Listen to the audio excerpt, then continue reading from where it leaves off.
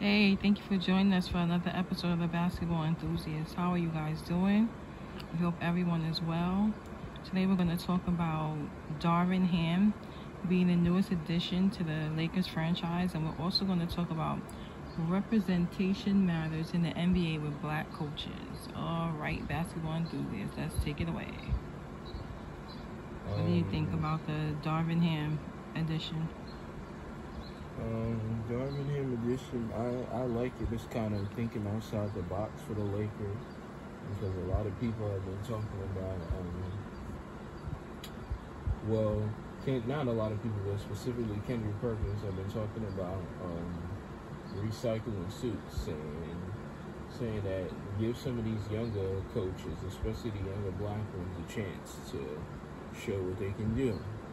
So I believe that's what the Lakers did by signing Darvin Ham. I do believe that if he's given the right pieces, the right type of players that he needs for his system, starting with possibly the draft, because there's rumors and reports that the Lakers are trying to get a second-round draft pick. But starting with that, and then free agency, which is next month the 1st, I believe if they pick the right players, they can definitely, Darvin Ham can definitely do something, can definitely help the Lakers, get back to the playoffs after missing it last season. Okay, what do you think about Westbrook staying on the team? Do you think they'll be able to work it out? I'd rather the Lakers trade Russell to a team like the Knicks or the Pistons because they can use his services. They need a star point guard, and also it will allow their fans, to buy tickets. It gives them something to watch because Russell Westbrook isn't a terrible basketball player. Some people may be making him out to be, but he just doesn't fit with LeBron. He's another player who needs the ball in his hands a lot, so it doesn't really work with LeBron. But if the Lakers do have to keep Russell Westbrook, I guess they got to figure out a way to make it work. I mean, hopefully Russell and Darvin Ham and the rest of the guys are on the same page coming into next season because we don't want a repeat of what we saw this past season. But Trevor Lane, who a lot of Laker fans know, who's on Laker Nation, YouTube channel, or it's on, there's a page you can find on Twitter or whatever, or TikTok for people who use those. Trevor Lane, in 2 separate videos I listened to from him, he was suggesting that, as much as Laker fans don't want to do this, he was saying they may have to trade THT. And the reason Trevor Lane was saying to trade THT is because he's another guy who I don't know what you see THT as. I guess he's a point guard or a shooting guard, depending on who you talk to. But THT, he's a young guy. He has a lot of potential. I wouldn't want to trade him. But the thing about it is he needs the ball in his hands also. And you can't have him, Westbrook, and LeBron on the floor, and you have 3 guys who need the ball in their hands. That's not really going to work. So Trevor Lane was saying keeping Russell and him together is stunting THT's growth. He was saying it's preventing THT basically from reaching his ceiling because he needs the ball in his hands. He's not a guy like DeLon Wright, who I was gonna say later on for another topic for another day. But a point guard like DeLon Wright, who played for the Hawks this past season. DeLon Wright is a guy, he can play on and off the ball, so he would fit a lot better with LeBron and Westbrook as opposed to THT, who needs the ball in his hands. So THT, it kind of hurts his growth having Westbrook there. That's basically what I was going to say about having Russell there. But he was suggesting that if you have to trade THT, he was saying maybe you talk to the San Antonio Spurs and Greg Popovich and look at a guy like Josh Richardson, he said, who Josh Richardson, I remember him as a Miami Heat fan when we drafted him in the 2015 draft, along with Justice Winslow, who's now on the Portland Trail Blazers. Josh Richardson, Trevor Lane has said he's improved his three-point shooting over the years, which I, did not know. I'm to be honest with you guys, I really don't keep up with analytics like that, but Trevor Lane says, I believe now he shoots 36% from three, which is pretty good for especially a young player. He also one of the things is Jay Rich, as he was nicknamed in his Miami days. He's improved his defense as well, so that's another thing Trevor Lane was saying. He's a guy who would give LeBron and Russell some much needed floor spacing and a little bit of defense as well. So that's why Trevor Lane was saying you might have to send THT to the San Antonio Spurs for Josh Richardson. So that's probably one of the things that the Lakers will probably have to do. Is they probably have to look into that. But Trevor Lane was saying that's plan. Trevor Lane said, that's plan B. Well, plan A. He said plan B would be if THT can improve his shooting some more, then you don't obviously just ship him out or whatever. You try to hold on to him and hope that he becomes a better enough shooter. Because this year THT did struggle to shoot the ball. But I will give him the benefit of the doubt from this standpoint. He did look really well last year in preseason, but he ended up breaking his thumb, or he injured his thumb to the point where he was out a number of games. And if anybody knows anything about shooting the basketball, it's hard to shoot the basketball when their thumb isn't right. And THT, when he first came back, I noticed he had his thumb very heavily wrapped up, and he was trying to play with it. So I believe that's one of the reasons why he shot a bad performance from the three and from the field at times, because it's very hard to shoot the basketball with an injured thumb or a pinky or injured pinky, because it obviously affects the way you hold the ball and you release it. But also THT, I believe his thumb was very, very sensitive at first, and he wasn't sure if he was like how much he trusted it enough to shoot the basketball. So that's what I was going to say. That's one of the things they might have to think about. The second thing was Trevor Lane was saying was, if the Lakers can acquire a second-round draft pick, he was saying the Lakers should look at, I believe the guy's name is Trevion Williams, he said, for people who watch for Laker fans who watch college basketball, or, people watching in general. He was saying, depending on how far he falls in the draft, he said, he's a very young player, but he showed some potential in college to be a very switchy defender, meaning you could put him on multiple positions, which would be really good for the Lakers to get a young talented player like that, if he can do that and help the Lakers out on that end of the floor. Another guy he was suggesting for the Lakers to draft is his name is David Roddy. David Roddy, he has like a very solid body type, but his weight doesn't hamper him. It allows him to still play basketball at a very effective level.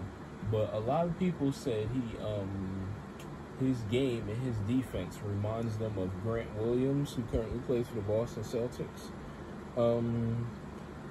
If David Roddy or Trevion Williams, either one of those guys the Lakers can pick, can help them out immediately, I would like that, because we need young players if we are going to draft them that can help us immediately, because with LeBron getting older, they don't have time to sit and wait for guys to develop. That's why unfortunately, some Laker fans are upset, but that's why Brandon Ingram was traded. It wasn't because LeBron didn't like him or he didn't think Ingram was no good, because when LeBron first got to the Lakers, he clearly said he was asked by former ESPN reporter Rachel Nichols about Brandon Ingram, I believe. She asked him about all four of his young teammates, Lonzo, Kuzma, Josh Hart, and Ingram at the time. And LeBron's words he used to describe Ingram was he said you know, Ingram's very special. He has a lot of talent and stuff like that. So so that's basically what they need. They need win now young players. So either David Roddy or Trevion Williams. Okay. So now back to the representation matters in the NBA black coaches. You have Chauncey Billups, Darvin Ham, Doc Rivers, Dwayne Casey, Ime Udoka, Jamal Mosley, Jason Kidd, J.B. Bickerstaff, Mike Brown, Monty Williams, Nate McMillan, Steven Silas, Tyronn Lue, Wes Unseld Jr., and Willie Green. Yes, the NBA has Malika Andrews, who's on NBA Today on ESPN. She said, I believe it was last Thursday or Friday, or was it last Wednesday, Thursday or Friday, one of those days. She was talking to Darvin Ham. Darvin Ham, new Lakers head coach, and she was saying, wow, this is the first time that the NBA has 15 black head coaches, which is you know, it's a good thing to have that, because Stephen A. Smith and others have spoke about there being more black coaches in the NBA, because I do agree with Stephen A. on that. Representation matters in the league. I think a lot of these younger stars in the league, like guys like Jason Tatum, Trae Young, Joel Embiid, you know, just some of the young stars in the NBA. I do believe Devin Booker. I do believe it helps having a black head coach who played in the league, who understands a lot of the things that they go through on a daily basis. You know, the traveling and the pressure that they had to deal with. So I do believe that matters, and it does have a positive impact on the players. But as one more thing I wanted to say, apologize, is as a basketball fan, it's really good to see black head coaches in the NBA, but not just black head coaches, but a lot of them. Darvin Ham, not yet, next season hopefully. But a lot of the head coaches, they've made immediate impacts on their teams. Willie Green did a phenomenal job for the Pelicans this year. They, you know, a lot of people had low expectations for them with no Zion, obviously, because he's supposed to be their best player. But with Zion being injured, Ingram seems to have taken over that mantle, Brandon Ingram, and become their best player. But Willie Green, he led a Pelicans team that wasn't even supposed to make the playoffs into the playoffs, which is pretty remarkable. That's an achievement in itself. So the Pelicans and him have something to be proud of. They at least made the playoffs. They lost in 6 games to the Suns, which is, you know, no shame in that. They gave the Suns everything they could handle. So I believe with the Pelicans, they'll continue to learn as the years go by for them or whatever. But another young black head coach who was doing a really good job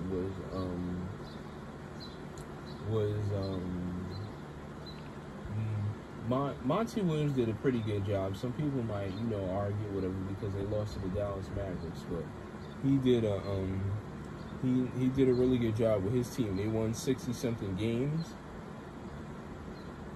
60-plus games. I believe what happened to the Suns in that situation is Chris Paul was tired and worn out, and with guys getting older like LeBron and Chris Paul, you got to take their minutes down. They, in the regular season, they can't play too many minutes because you want them to have some kind of energy left, because, you know, they're older. They don't have as much of it as they did when they were in their early 20s. But yeah, yes, Willie Green did a phenomenal job. Also, I wanted to say Jason Kidd did a really good job with his team too, the Dallas Mavericks. Jason Kidd, he helped turn the Mavericks around. I never thought I'd say this about Dallas, but they actually started playing defense. which is good, obviously, because under Rick Carlisle, for some reason, they never really played defense that well. Maybe they just needed a new voice, and it worked with Jason Kidd, but that was another one. They got to the Western Conference Finals, and they lost to the Warriors in 5 games. But two more coaches I wanted to say really quickly was Ty Lue. His Clippers nearly got to the playoffs. They were inches away until they lost to the Timberwolves, who made it over them. And another coach I wanted to squeeze in really quickly. I spoke a lot about Ime, but I also wanted to say not just Ty Lue, but JB Bickerstaff. JB Bickerstaff, his Cavaliers was another team that didn't have any expectations coming into the year, but they nearly made the playoffs. So a lot of these young teams are making progress, is the point I was trying to make. So the Pelicans, the Cavaliers, those teams in particular, they're young teams with making progress, moving in the right direction. Also, really quickly, what do you think about LeBron being the owner after he retires? I think that's something I would like to see LeBron become an owner in the NBA. I think he would be a really good owner, but as Shannon Sharp said from Undisputed, said today, and he said it Friday. One of the things LeBron would have to do is watch how Michael Jordan does business with the Charlotte Hornets, and by that I mean being an NBA owner. If you have a young rebuilding team, you gotta have patience with the coach. So, year 1 or 2 or 3, if you don't make it to the playoffs, don't just fire the coach. Some teams it takes a little longer or whatever to get to that point or whatever. So hopefully LeBron gets the patience for that or whatever. But other than that, I think LeBron would be a good team owner. I think he's earned it. He's worked hard enough or whatever in his career. I think he'd be a very good, responsible NBA owner. All right, so that'll be all for today for this episode of The Basketball Enthusiast. I hope everyone enjoys the rest of your day. Have a blessed day. Okay, thank you guys.